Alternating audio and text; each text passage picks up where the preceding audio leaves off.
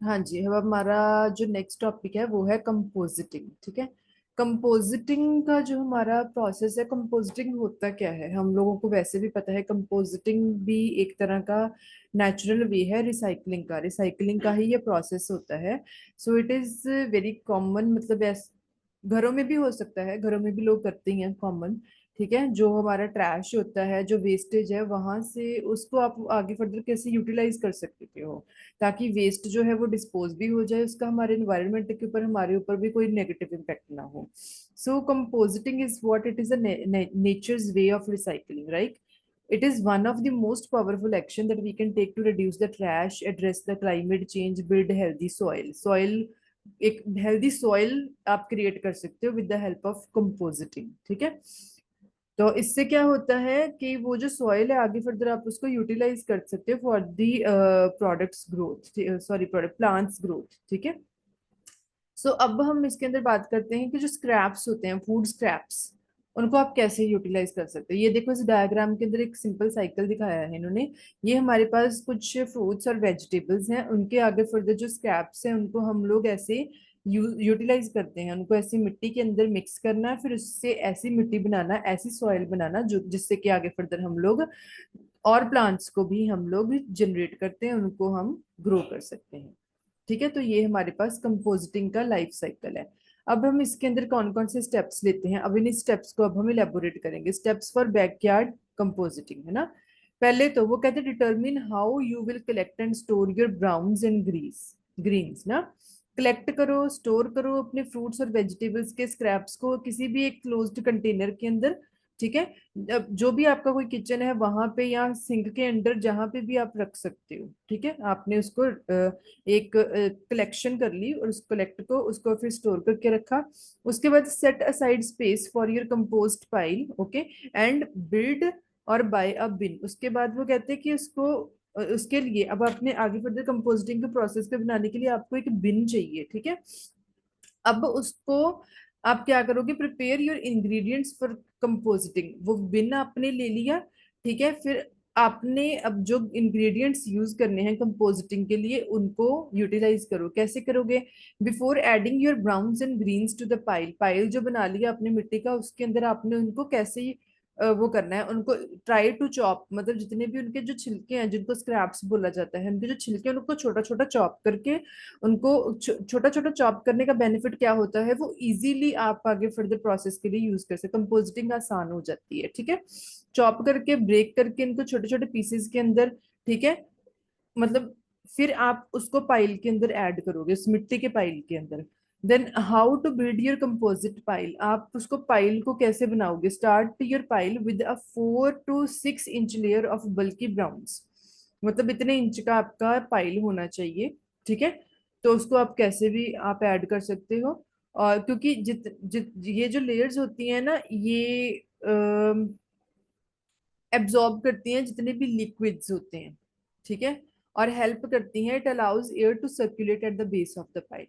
ठीक है, उसके बाद आपने मेंटेन करना है योर कंपोजिट पाइल। उसके बाद आपने उसको मेंटेन करते रहो। ठीक है, at as the materials in your composite pile begins to decompose ना, temperature of the pile will initially begin to rise, specially in the centre. कैसे होता है, अब देखो हम इसको देखते हैं। जैसे ये आपके फ्रूट्स और वेजिटेबल्स थे, उनके स्क्रैप्स को हमने यहाँ पे डस्टबिन के अंदर बेसिकली, तो हम लोग बेसिकली फेंक देते हैं, लेकिन उनको फेंकना नहीं, उनको बचा के रखो अपने बिन के अंदर। आपने उनको एड ऑन करके रख लिया, स्टोर करके रख लिया। उसके बाद ये आपका कंपोस्ट है जहाँ पे आपने मिट्टी रखी हुई है। ठीक है, उसके अंदर आपने उनको ऐड किया, फिर उसके अंदर मतलब उसकी पाइल्स बना ली आपने। पाइल्स बनाने के बाद ये देखो, ये पाइल्स बन गई।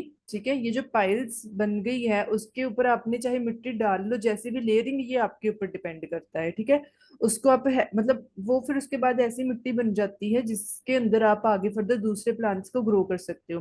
पुराने टाइम में नहीं होता था। मेरे फादर कई बार जब पहले प्लांटेशन करते थे, जब हम छोटे छोटे होते थे ना, तब उससे पहले भी जब ये एग्रीकल्चर की जब क्रॉप्स उगाई जाती है ना, खेती बाड़ी की जाती है, तो वहां पे ऐसी चीजों को एज अ खाद यूज किया जाता है जिससे कि प्लांट्स की ग्रोथ अच्छी होती है। तो this is known as compositing कि जितने भी आपके ये जो छिलके वगैरह हैं जिनको स्क्रैप्स बोला जाता है, उनकी हेल्प से आप कंपोजिटिंग कैसे कर सकते हो, how you can use this for the compositing process. तो ये पूरा कंपोजिटिंग लाइफ साइकिल आपको आ सकता है, कंपोस्ट का लाइफ साइकिल, तो ये यू शुड नो। इसको आप अपनी लैंग्वेज में भी लिख सकते हो। तो these are the steps of this. Okay. उसके बाद हमारे पास नेक्स्ट टॉपिक आता है, that is known as incineration. Incineration क्या होता है? इंसिनरेशन का मतलब होता है जो सॉलिड वेस्ट है उसको हाई टेम्परेचर के ऊपर जलाना, एक तरह का उसको बोलते हैं इंसिनरेशन। लेकिन ऐसे एनवायरनमेंट के अंदर जहां पे मतलब आप उसको हैंडल कर सको, ऐसे नहीं कि खुले में जला दिया। ठीक है। तो ये हर एक चीज करने का ना एक तरीका होता है, उसको एक ऑर्गेनाइज्ड मैनर के अंदर करो जिसकी वजह से दूसरों को कोई इफेक्ट ना हो। So incineration is what it is. It refers to the burning of solid waste at high temperatures in a controlled environment, which are incinerators. ठीक है। तो incinerators जो होते हैं उनके अंदर incineration की जाती है। वो ऐसी furnaces होते हैं that are designed to handle the waste material। ठीक है। तो ये काफी हद तक उसको वेस्टेज को कम कर देते हैं। बेनिफिट्स क्या है इंसिनरेशन के? वॉल्यूम रिडक्शन, वेस्ट की जो वॉल्यूम होती है वो कम हो जाती है। ठीक है। वेस्ट भी कम हो जाती है, वेस्ट रिडक्शन। इसकी वजह से क्या, जब वेस्ट कम हो जाएगी तो पूरी तरह से डिस्ट्रॉय कर सकते हैं उसके पैथोजेंस। जो पैथोजेंस होते हैं उनको हम खत्म कर सकते हैं, और हार्मफुल टॉक्सिन्स जो होते हैं वो भी खत्म हो जाते हैं। पैथोजेंस क्या होते हैं? मैंने करवाए थे पैथोजेंस, क्या होते हैं पैथोजेंस? पैथोजेंस क्या होते हैं कपिश, याद है? मैंने पैथोजेंस करवाए थे पुराने चैप्टर के अंदर।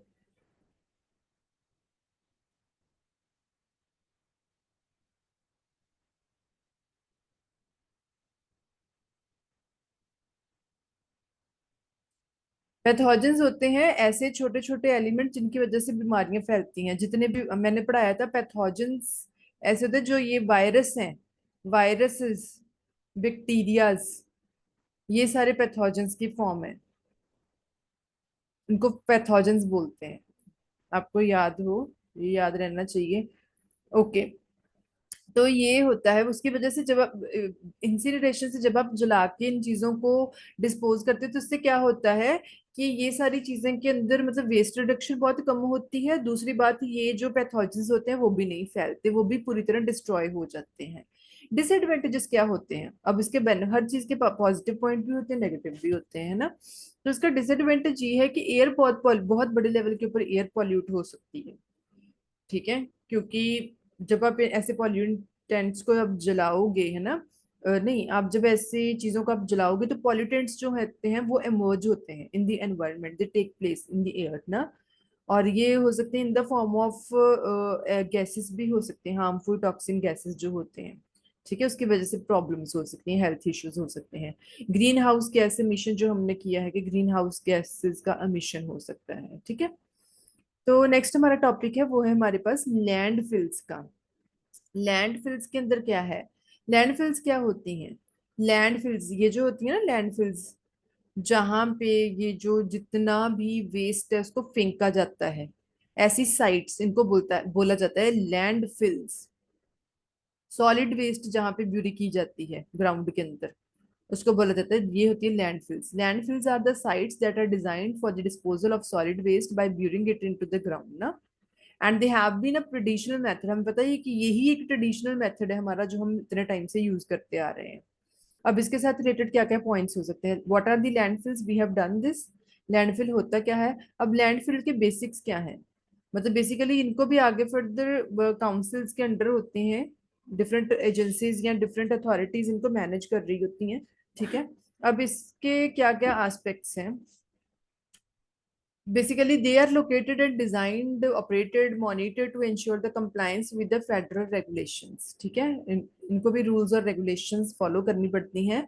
They also feature elements to protect the environment from contaminants which may be present in the waste stream.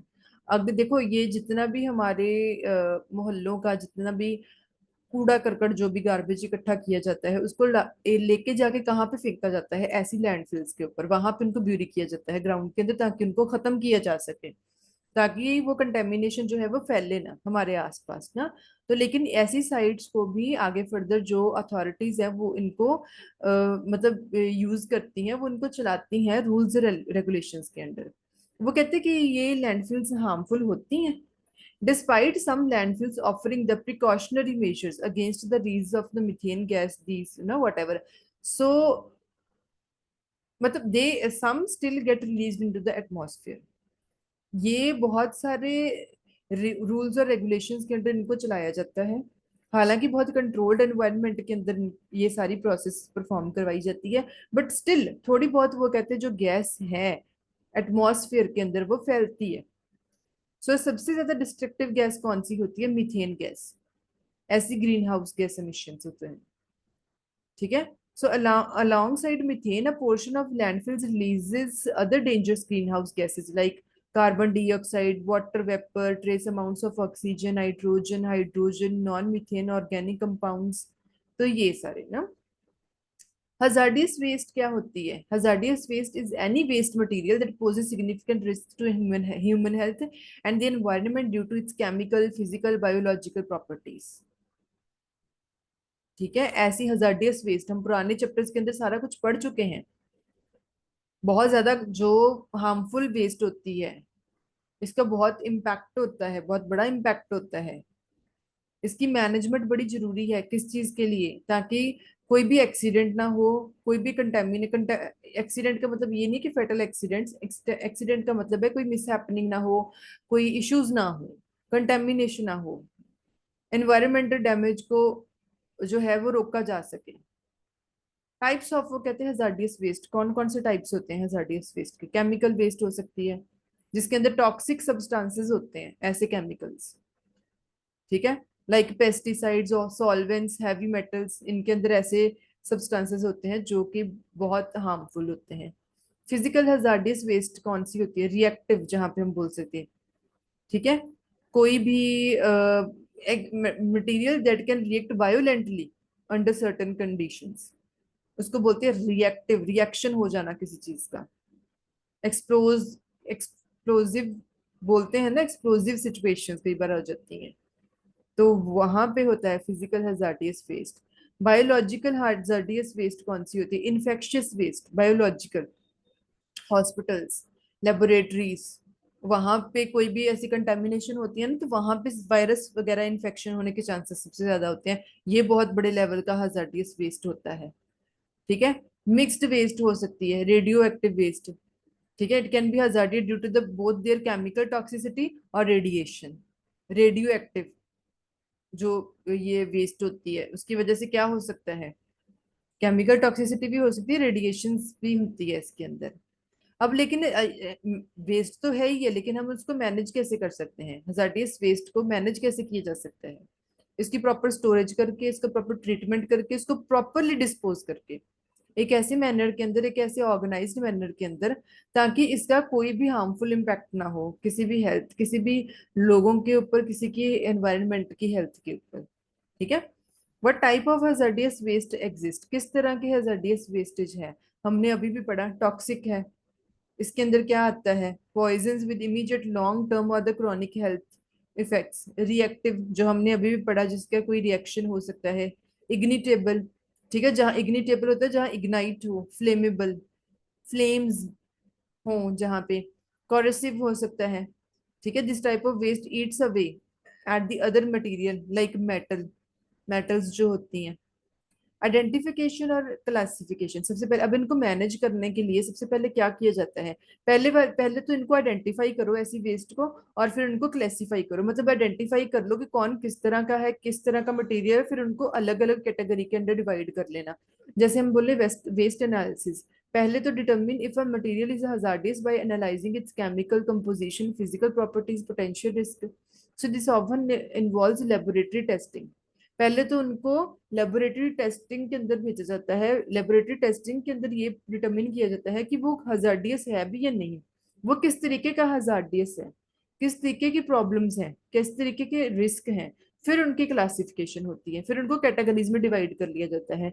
फिर ये जो वेस्ट है, it is categorise into various type, like toxic को अलग कर लिया, कोरोसिव को अलग कर लिया, फ्लेमेबल को अलग कर लिया, ठीक है, ताकि उनकी कैटेगरी के अकॉर्डिंग उनको हैंडल किया जा सके, ठीक है।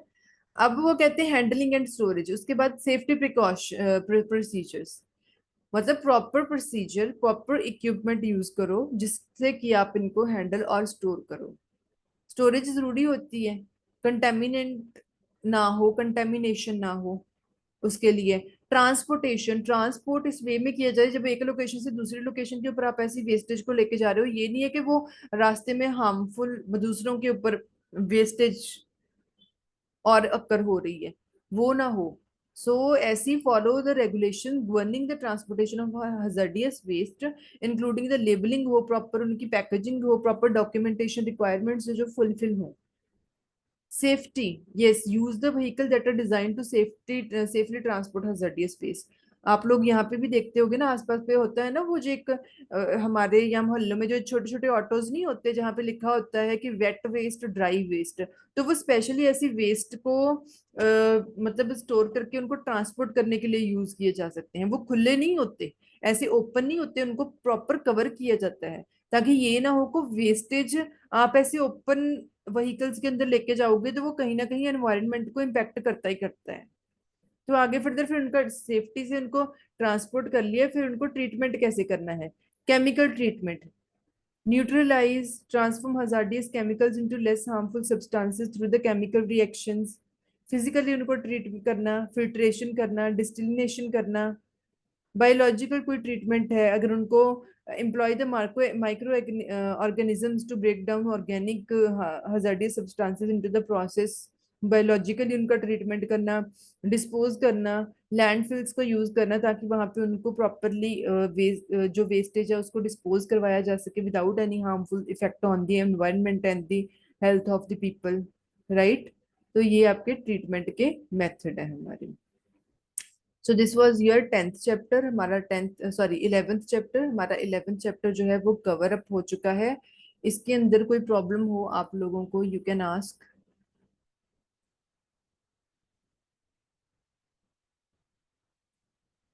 कोई प्रॉब्लम तो नहीं है कपिश? बाकी अभी मुझे लगता है लीव करके बाकी कैंडिडेट्स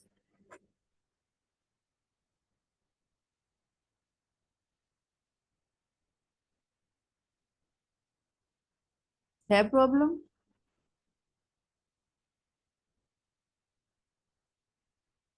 ओके, ठीक है Kapish, I am going to end the meeting. अब आपको कोई अगर कोई डाउट हो, पहली बात तो रिकॉर्डेड लेक्चर्स हम लोग डाल ही रहे हैं, नोट्स भी आपके पढ़ रहे हैं। अगर कोई आपको प्रॉब्लम हो you can ask me, you can text me. Okay, okay Kapish.